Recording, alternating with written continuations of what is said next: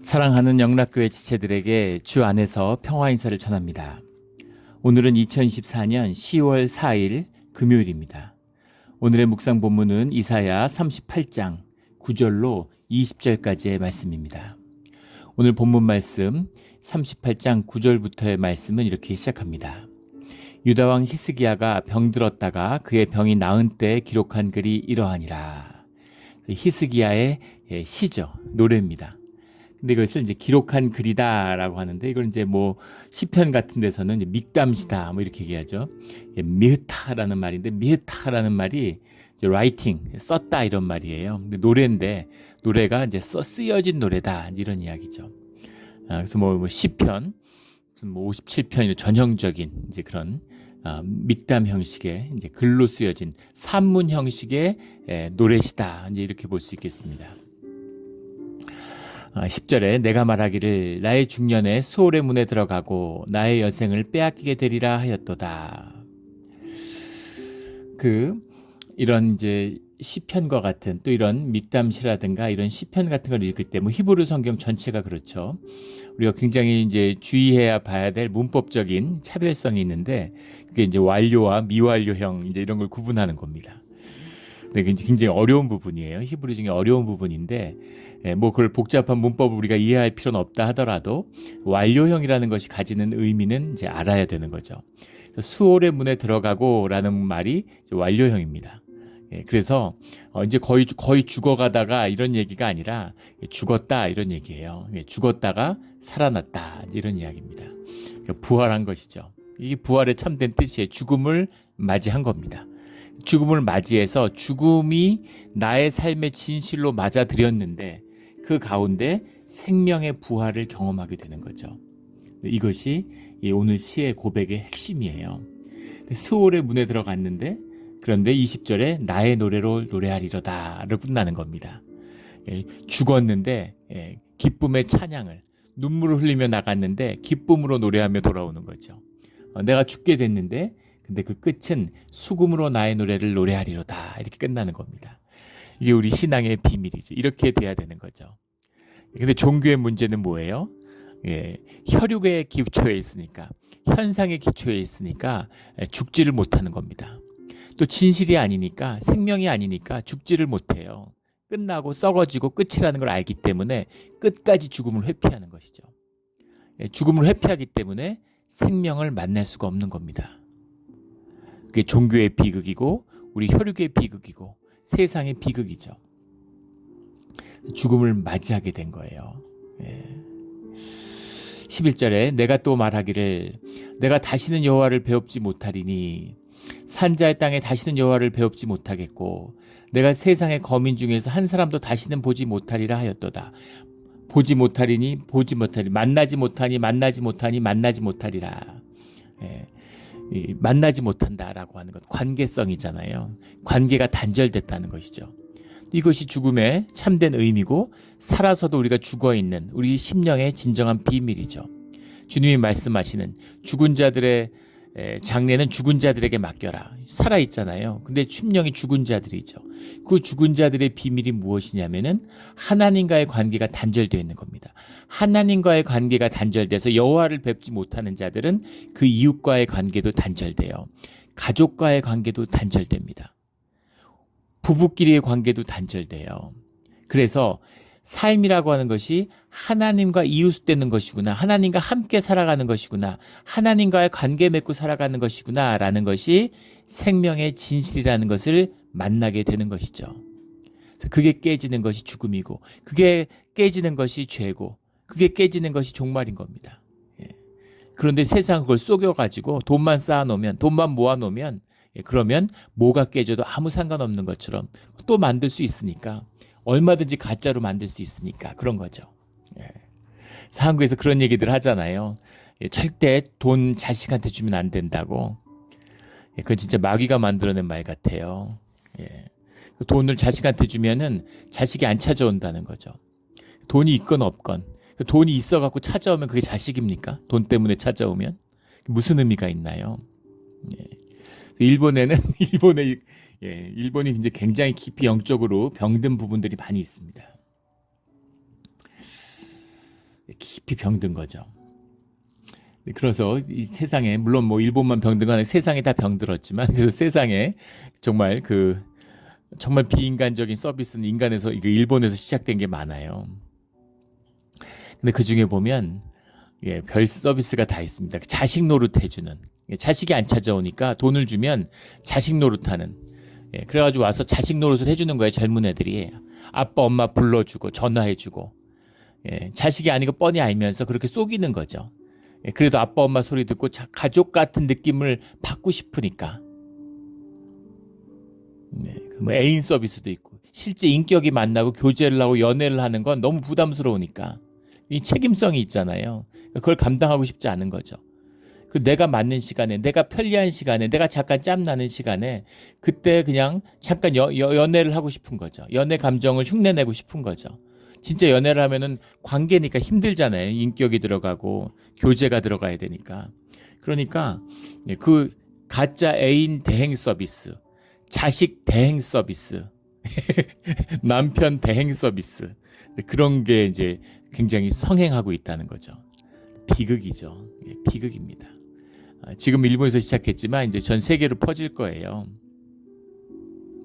영이 점점 병들어가고 죽어가기 때문에 이제 그런 일들이 점점 다 드러나게 되는 거죠. 진짜 가족인데 가족 흉내를 내는 거죠. 진짜 교회인데 교회 흉내를 내는 겁니다. 영이 죽은 하나님과의 관계, 여호와를 배웁지 못하는 자리의 모습인 거죠. 이것이 히스기야의 고백이었다는 겁니다. 이게 중요한 거예요. 주님 앞에 드리는 참된 고백. 왜 열왕기하나 역대하에 나오지 않는 이 고백을 이사야가 실었을까요?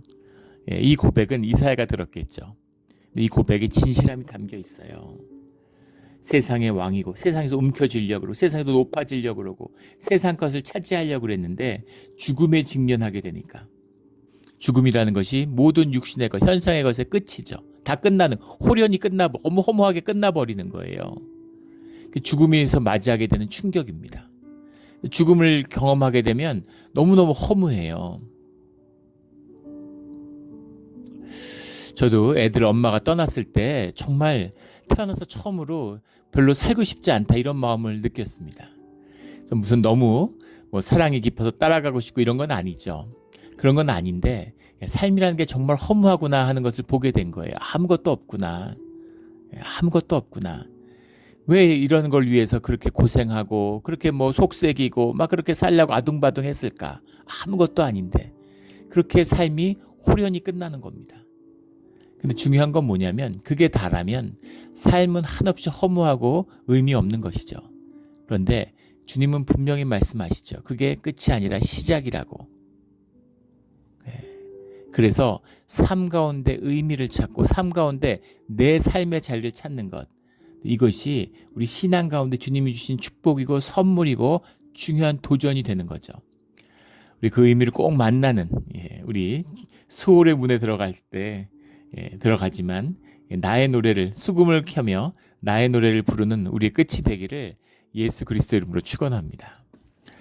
그런 끝이 돼야 되는 거죠. 12절에 나의 거처는 목자의 장막을 거둠같이 나를 떠나 옮겨졌고 내가 내 생명을 말았도다. 그 장막을 거두는 나의 거처는 이랬는데 도리 이런 말인데 이게 이제 period, generation 이런 뜻입니다. 나의 세대가 나의 시기가 내가 산 세상이 어떻게 보면 굉장히 심오한 고백이죠. 이미 끝났다 이런 얘기예요. 세상에서 내가 끝나는 게 아니죠. 나와 더불어 나의 세상이 끝나는 겁니다. 그게 끝나는 거예요. 목자의 장막, 이 시대 목자의 장막이라는 건 요즘에 1인용 텐트 이런 게 아니죠. 나뭇가지 같은 거 주워다가 세워놓고 위에 양털 덮어서 자는 겁니다. 그거를 그냥 훅 거두면은 이제 장막이 사라지는 거죠. 그렇게 허무함, 그렇게 단순함, 그렇게 소박함으로 우리의 삶이 끝나게 된다는 거예요. 아무것도 아닌 것이죠. 아무것도 아닙니다. 근데 그걸 쌓으려고, 그걸 산처럼 쌓으려고, 쌓아서 충분히 먹고 사는데 더 쌓으려고 그걸 만든 것이 우리의 탐욕과 두려움 때문인 거죠. 혈육의 본질입니다. 주님 안에서 평강으로 사는 사람은 일용할 양식으로 살게 되죠. 하루를 기쁘게, 하루의 기쁨으로 살게 되는 거예요. 오늘 밤에 주님이 나를 데려가더라도 오늘은 주 안에서 주님이 주신 기쁨으로 살아가는 거죠. 그 일용할 양식을 주시는 주님께 감사하는 삶입니다.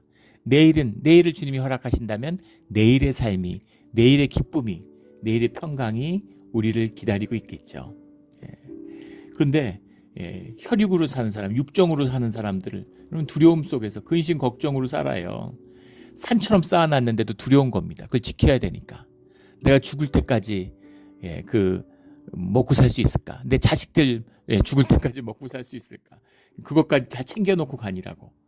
그게 챙겨집니까? 그게 지켜집니까? 근데 그런 걸로 삶을 산다고 그러고 있는 거죠.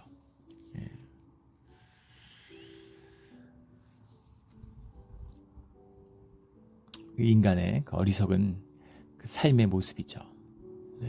쌓고 또 쌓는 겁니다.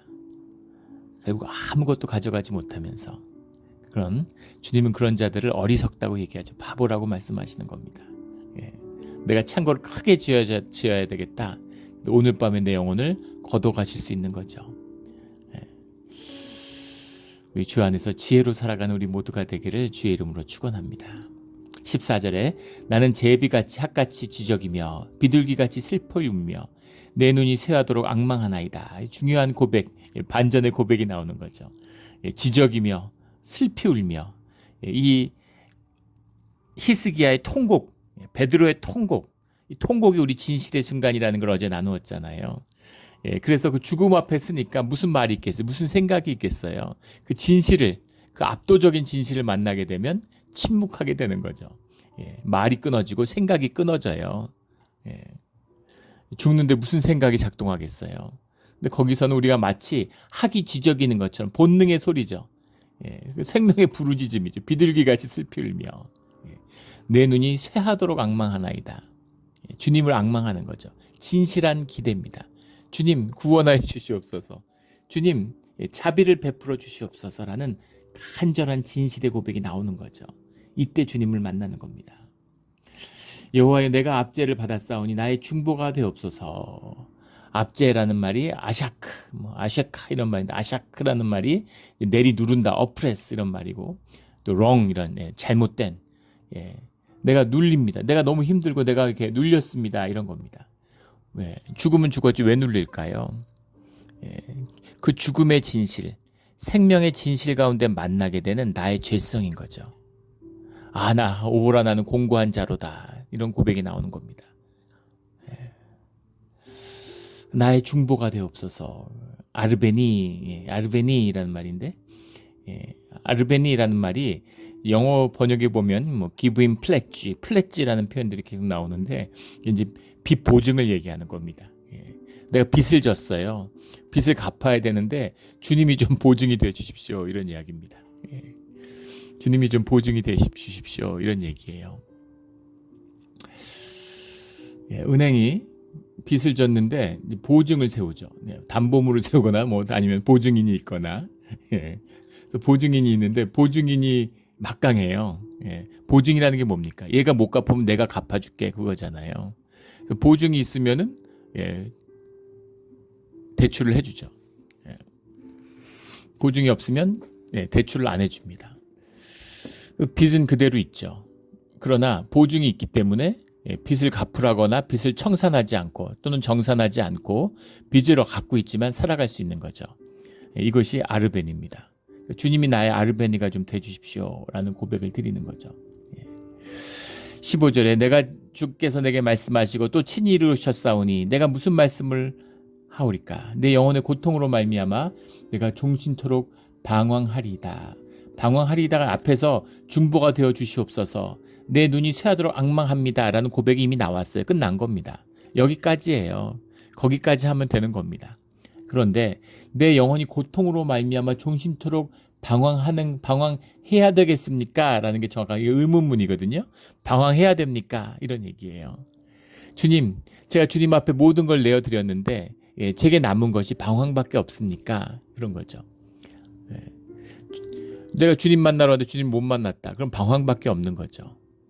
모든 삶의 것이, 모든 세상의 것이, 현상의 것이 다 무너져 내리는데, 그런데 주님이 나의 답이 되어 주시지 않으면, 주님이 나의 그 아르베니가 되어 주시지 않으면, 그럼 내가 계속 방황만 해야 되는 겁니까? 라고 하는 그런 고백이에요. 예. 예.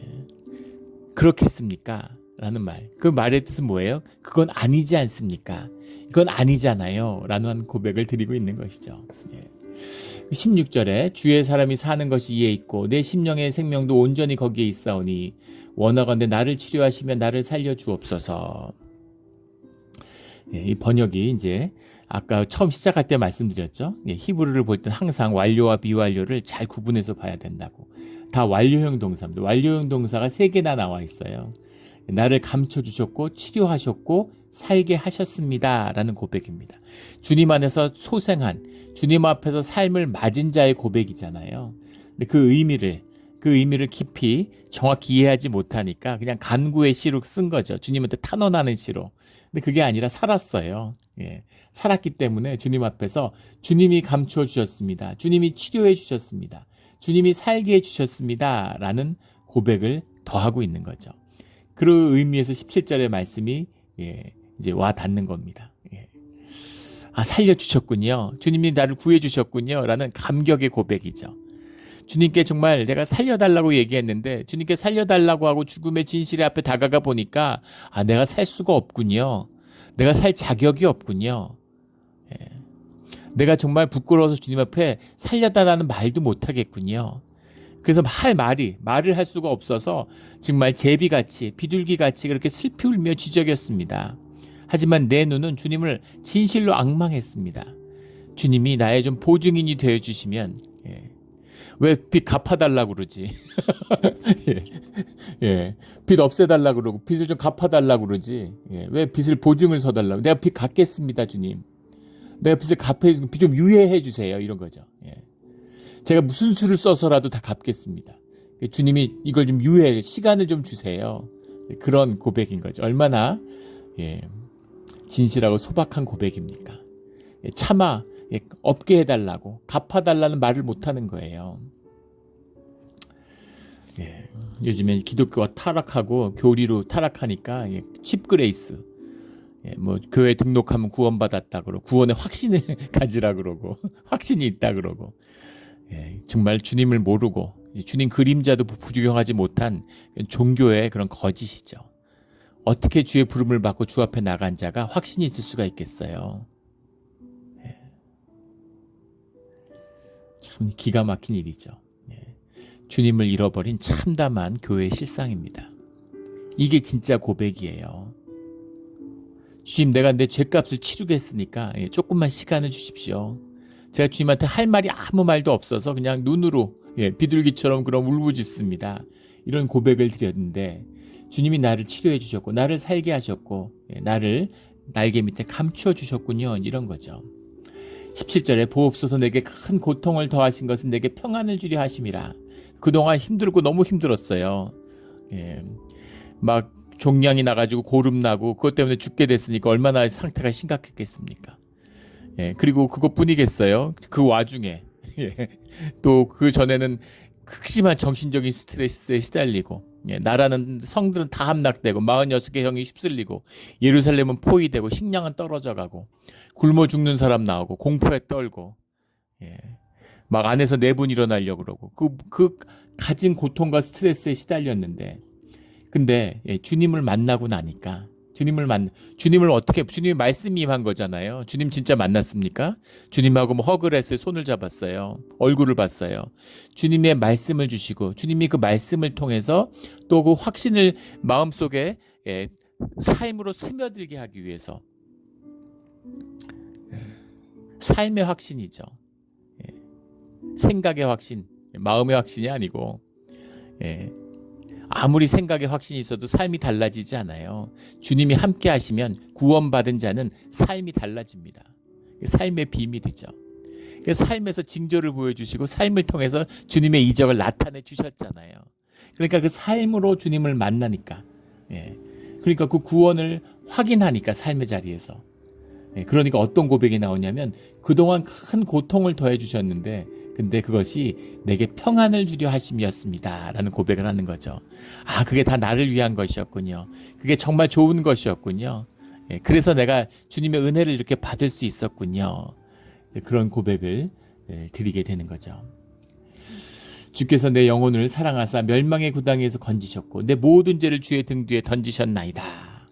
예, 할렐루야. 이런 고백이 나오는 거죠.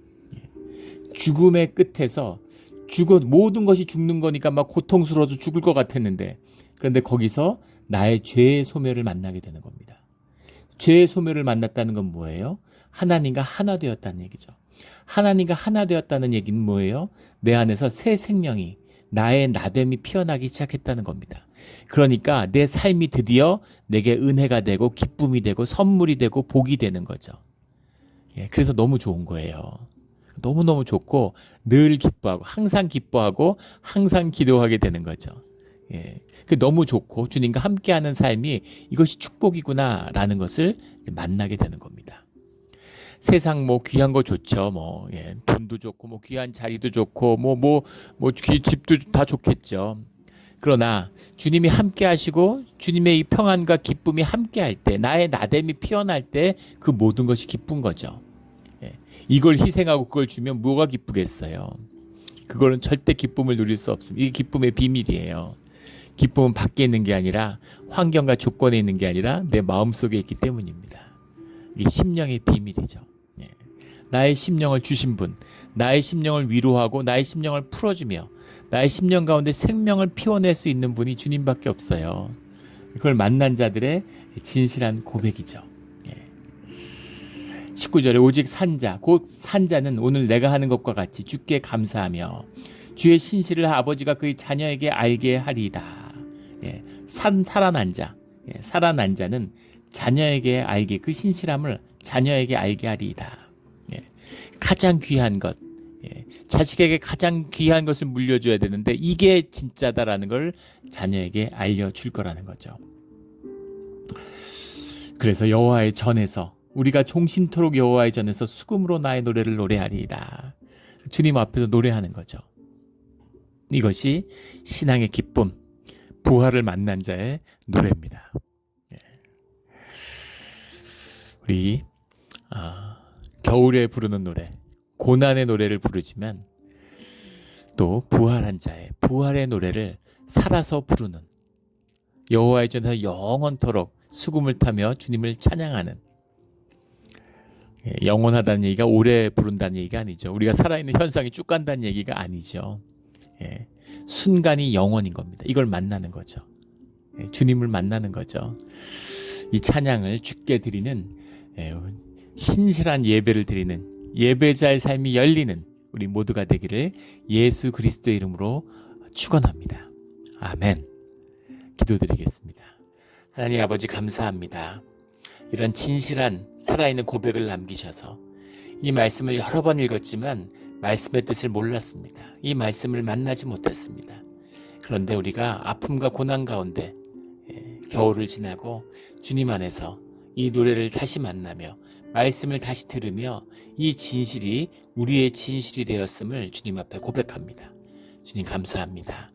이 고백과 이 노래가 우리의 진실이 되어서 영원토록 주님과 함께하여 하게 하여 주시옵소서. 감사하며 예수 그리스도 이름으로 기도드렸습니다. 아멘.